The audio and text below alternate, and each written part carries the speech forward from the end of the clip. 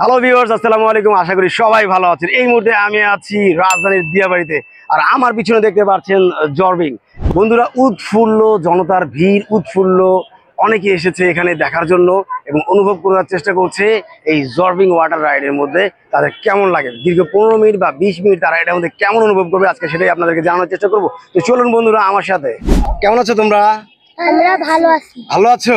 তোমাদেরকে দেখে খুবই খুশি খুশি মনে হচ্ছে। এই যে জর্বিংটা আছে, হ্যাঁ, এটা তোমরা আজকে উঠতে এসছো? হ্যাঁ। কেমন অনুভব হচ্ছে তোমাদের কাছে, কেমন লাগতেছে? ভালো। ফিলিংসটা কেমন? ভালো। ভালো। আচ্ছা, এখন যে যাবে কি ভয় লাগছে? না। ভয় লাগছে না? আনন্দ লাগছে? তোমার সাথে কে কে যাবে? আমার বাবা যাবে, আমি যাব, আমার তাই যাবে।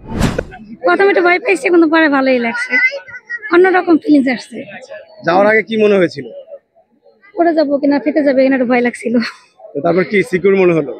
ভালো না, কিছুই না, ভালো। যে ঠিক মতন বাচ্চা ভয় পাবে কিনা, ও ঠিক মতন এটা এনজয় করতে পারবে কিনা, এটাই আছে। আপনার নিজের কাছে কিরকম ভয় লেগেছে? না না, আমার ভয় লাগে না। ভয় লাগেনি? না।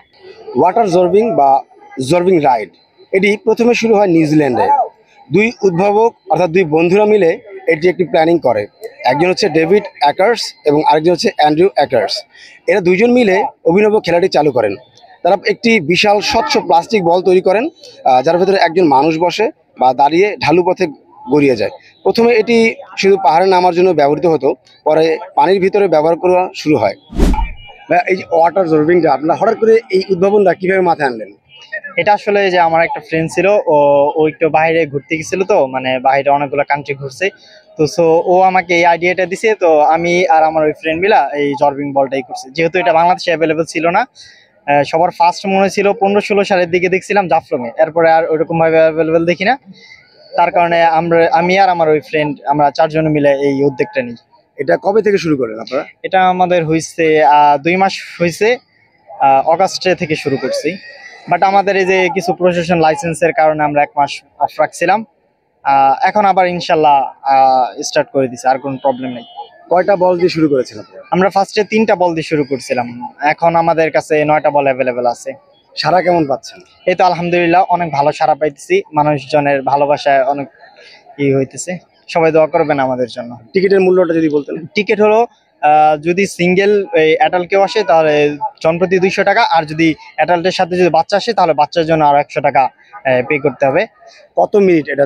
15 থেকে 20 মিনিট দিতেছি। ফ্রি টাইম থাকলে যদি কেউ একটু লাস্টের দিকে বা ফার্স্টে হয়, যখন একটু ভিড় কম থাকে, তাদেরকে আমরা 20 থেকে 25 মিনিট পর্যন্ত দিয়ে থাকি। আচ্ছা, একটু এটা বলবেন যে অনেকে তো যারা জানে না বা যারা এখনো ইউটিউব বা অন্যান্য চ্যানেলে দেখছে, তারা হয়তো একটু ভয় পাচ্ছে যে আসলে এটার ভিতরে অক্সিজেনের কোনো সমস্যা হয় কিনা বা ঘাটতি হয় কিনা, এই সম্পর্কে যদি একটু বলতেন।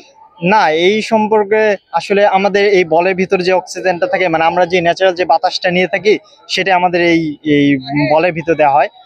এটা 1 ঘন্টা পর্যন্ত থাকা যায়। আমরা ফার্স্টে নিজের আগে ট্রাই করছি, আমরা ফ্রেন্ডরা 2-3 জন মিলা থাকছি, কোনো প্রবলেম হয় না। যাক, আপনাদের সফলতা কামনা করছি এবং আমাদের যারা দর্শনার্থী আসছে আপনারা সবাই উপভোগ করবেন। দেখতেই পাচ্ছেন কি চমৎকার একটি আনন্দ মুখের পরিবেশে সবাই খুব এনজয় করছে।